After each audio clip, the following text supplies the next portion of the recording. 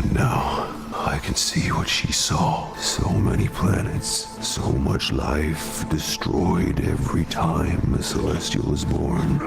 Basketball look effortless. Isn't it amazing how Tiger Woods made making birdies and eagles look effortless? Isn't it interesting how people who win make winning look so easy and so effortless?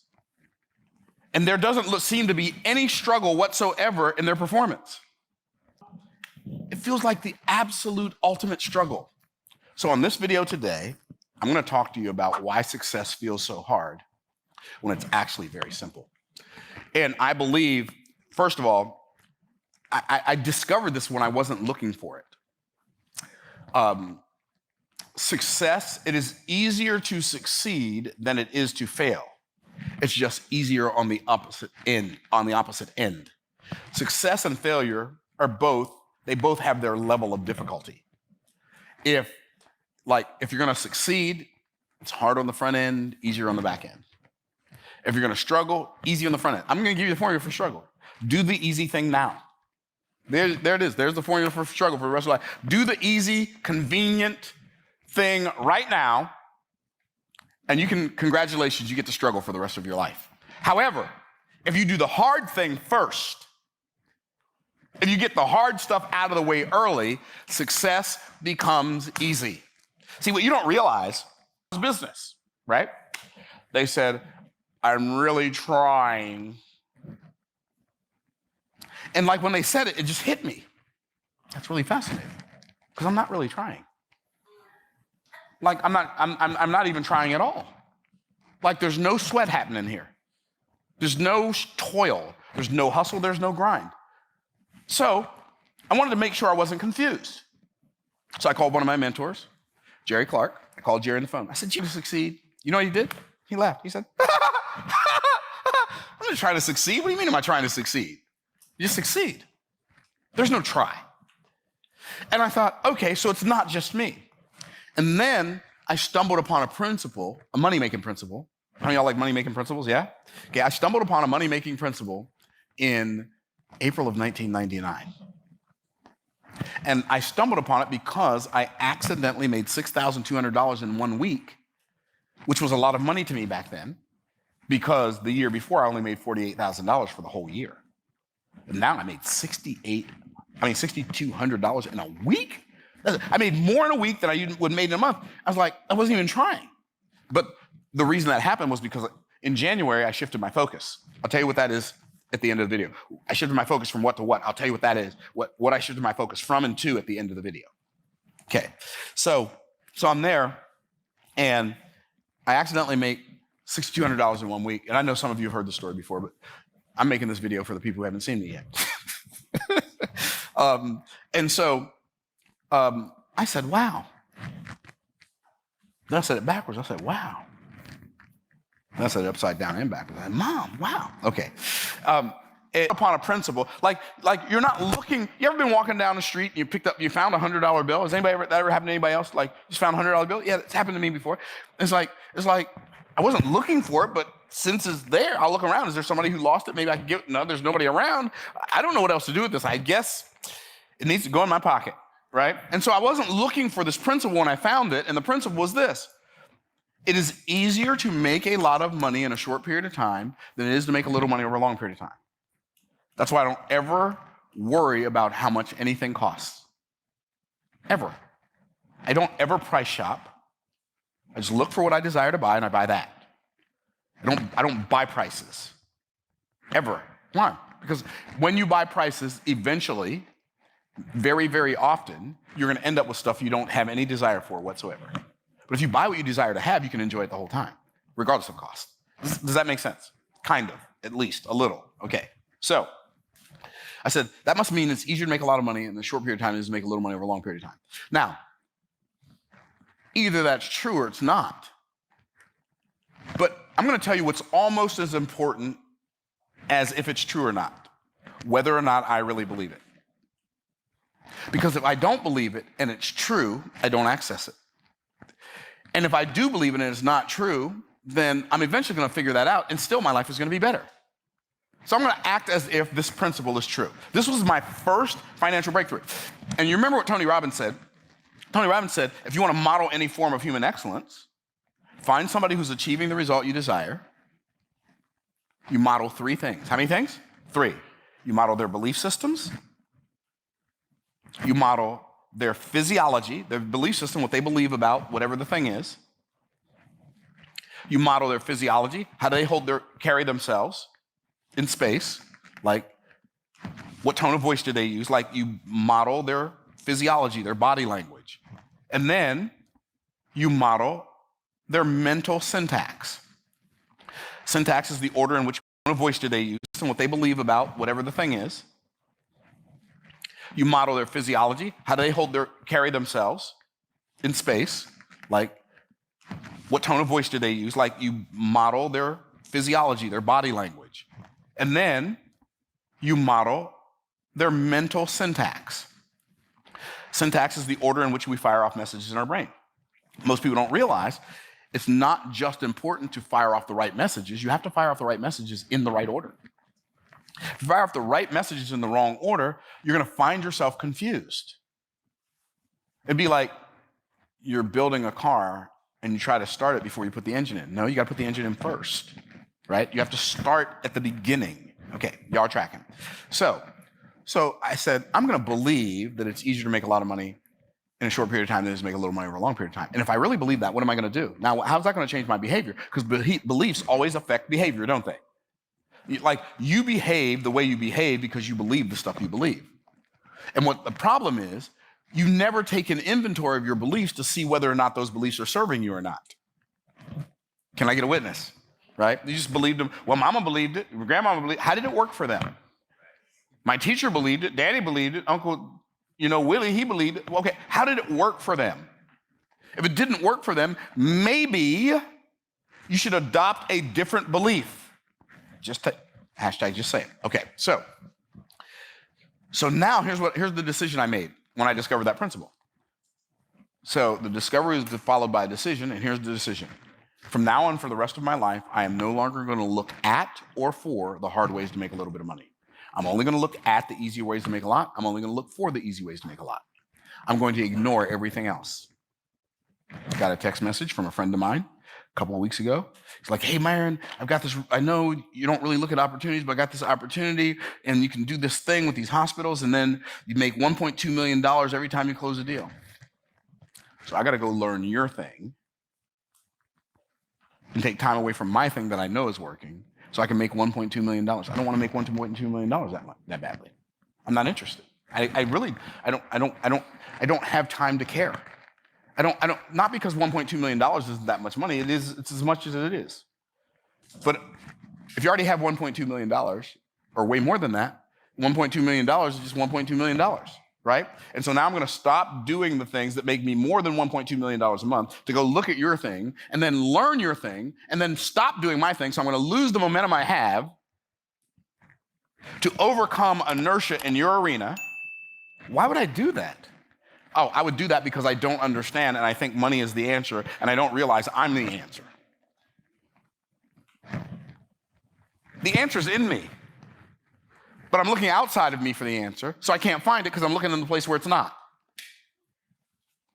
See, we forget that the real value of the assets are the people who control them. I wish I had some help in here. Oh, Lord.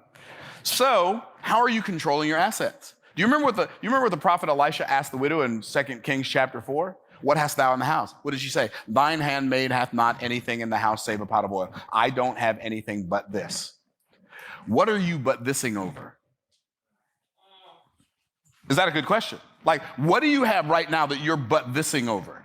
I can't do anything but this. I can write music. Okay. I think there have been some people in history who've made some money doing that. Just a possibility. I can't do anything but cook. Can't make any money cooking? Tell that to Rachel Ray, see if she believes you. Myron, what are you saying? I'm saying you are the asset, but you're only the asset when you're seeking to serve other people. Okay, I'm gonna let y'all in on a little secret. I have to say it the right way because I don't want y'all to be mad at me. Y'all come here and you give me somebody to talk to. And you don't pay to come, but YouTube pays me because y'all come and I talk to y'all. So I hope that doesn't make you feel used. But they pay me. Like tens of thousands of dollars a month. They pay me because I talk to you. But I'm not even doing it for the money. The money is just a side benefit. You know why I'm really doing it? So I can learn how to get good at it. So I can learn the lessons I can only learn while I'm doing the thing. Okay? And I'm not good yet. Oh, but when I get good, look at him. Because that day's gonna come. And I'm gonna be really, really good at YouTube eventually. I learned some stuff today. I learned some stuff about it yesterday that I have never done yet, but we just keep iterating and you just keep iterating and you add stuff to it. Okay, so I'm only gonna look for the easier ways to make a lot of money, which means I'm gonna ignore everything else. That's a hard decision to make if you're addicted to a paycheck. By the way, if you have a family and your job is how you take care of them, stay addicted to your paycheck until by your actions and results you wean yourself off. Don't think that you can start doing what I do now where you are now, because I didn't start doing what I do now when I was where you are now. I started doing what I did then. And I had a full-time job and the rest of the time opportunity. Did y'all hear what I just said? And during the day I made a living, and at night I worked on designing a future. Y'all tracking? So here's why success feels so hard. Number one, most of the things you're attempting to do to make a living, you are attempting to make a living in the past. That's why you got people in their 40s, 50s, 60s, 70s, and 80s still going back to school to get another degree, even though the first three didn't work. No, that's not a judgment. No, I'm just making an observation. There are kids in their 20s who are making millions of dollars a year, but you're going back to school. Do you realize by the time you learn anything in the miseducation, I mean, if you're going to go like learn how to do surgery or build bridges, please go to college and get a good degree and get good grades and pay attention and like make sure you know the math. I got to drive across that bridge, right? So I'm not saying college has no value. It's not the ultimate value to every single solitary person. That's the point. Are you tracking? And to tell every child that they should go to college is like telling every child they need to become a professional basketball player. It's dumb. Okay, anyway, in my opinion. So what happens is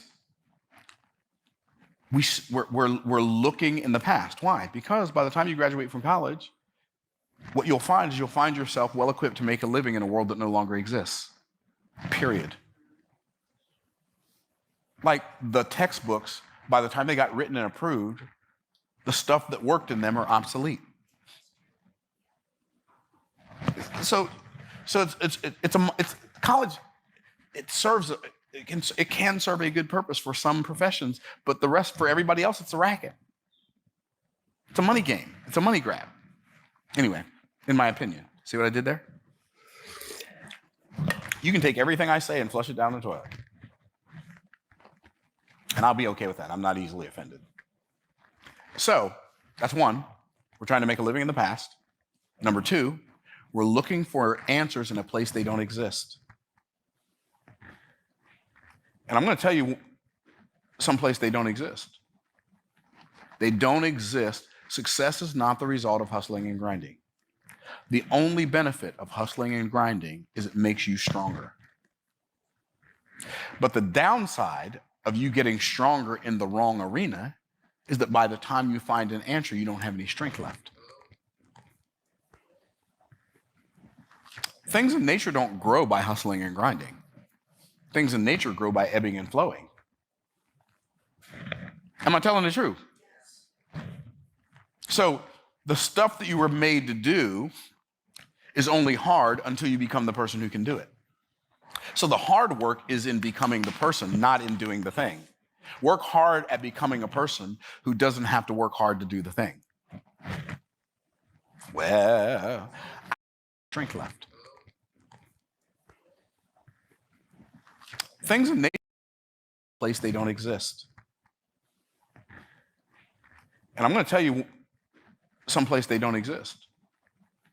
They don't exist. Success is not the result of hustling and grinding. The only benefit of hustling and grinding is it makes you stronger. But the downside of you getting stronger in the wrong arena is that by the time you find an answer, you don't have any strength left. Things in nature don't grow by hustling and grinding. Things in nature grow by ebbing and flowing. Am I telling the truth? So the stuff that you were made to do is only hard until you become the person who can do it. So the hard work is in becoming the person, not in doing the thing. Work hard at becoming a person who doesn't have to work hard to do the thing. Well, I never said that before. Somebody write it down and text it to me. Right? And so we're looking for answers in the wrong place. We're trying to make a living in the past. And we resist right answers because of where we got the wrong answers from. What does that mean? My grandmama told me, your grandmama was wrong. She was doing her best to staying alive. Like she was doing her best to stay alive and keep you alive. She did the best she could with what she knew. But what worked for grandmama ain't gonna work for you. Unless grandmama's like making it work, then that's a different story. Yeah, but my daddy told me, okay, but how's daddy doing?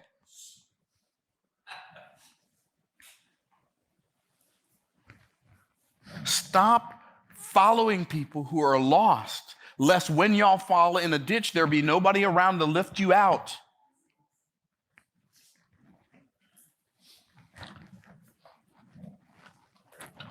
Another reason success feels hard is because the best answers seem too good to be true.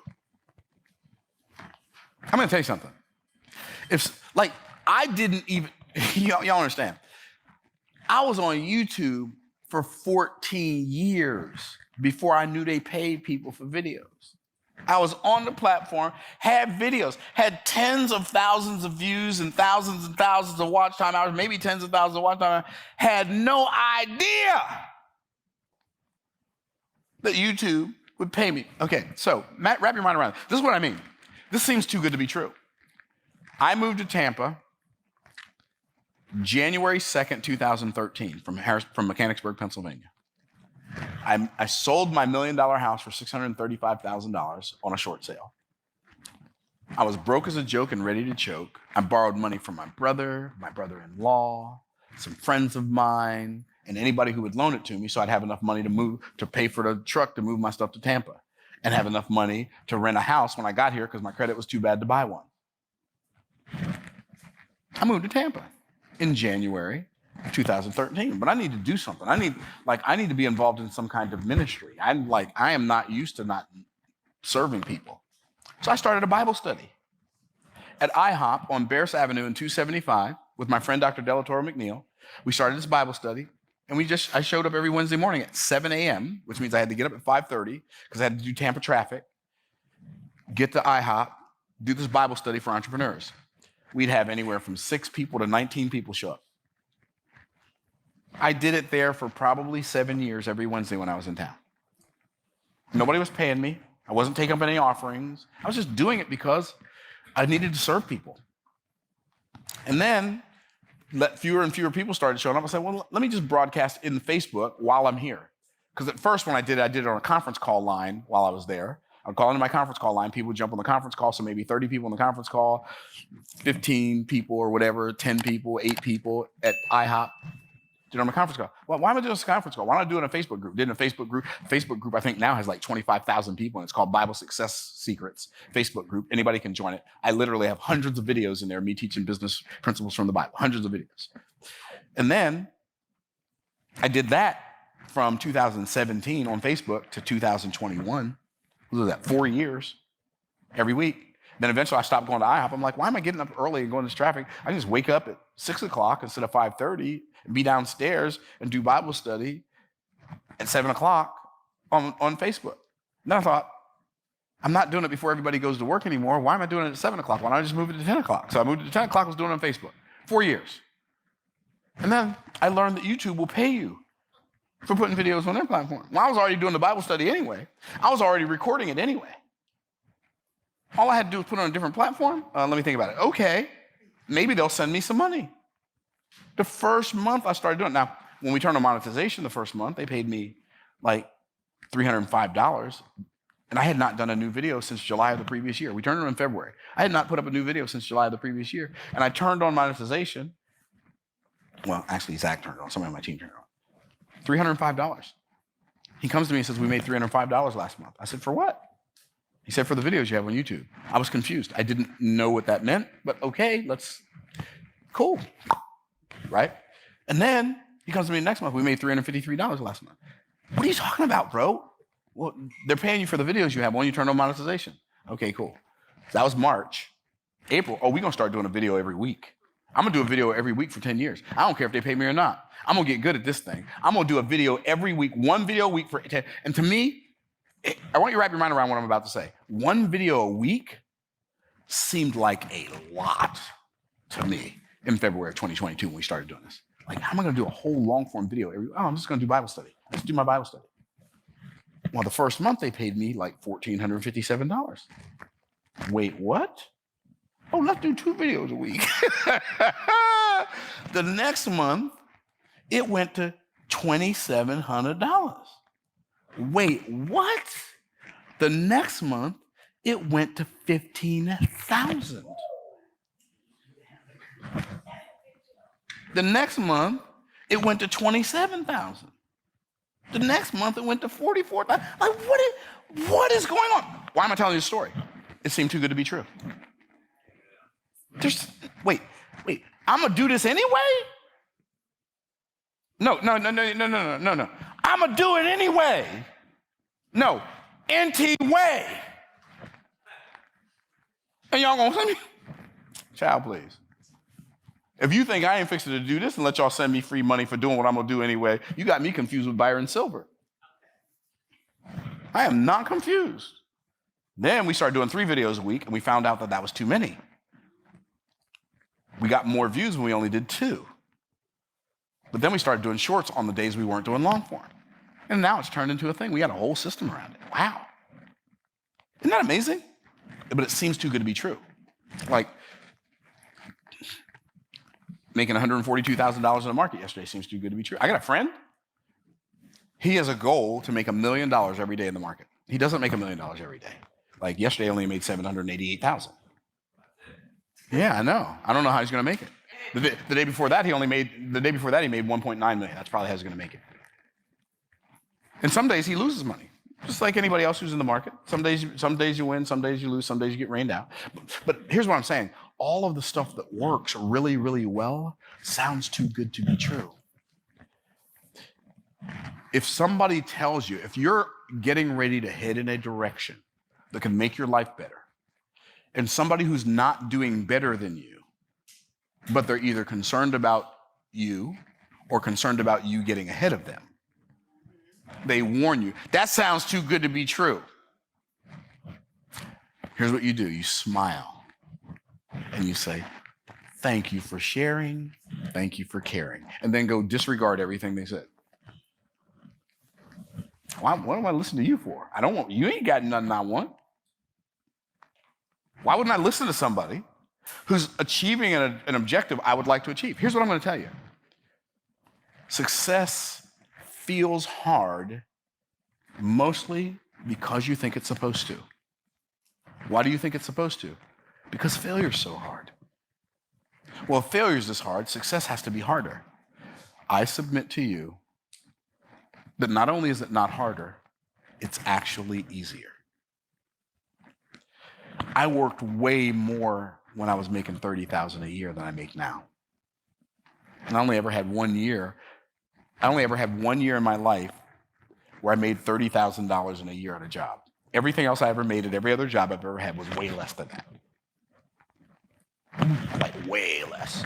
Like crazy way less.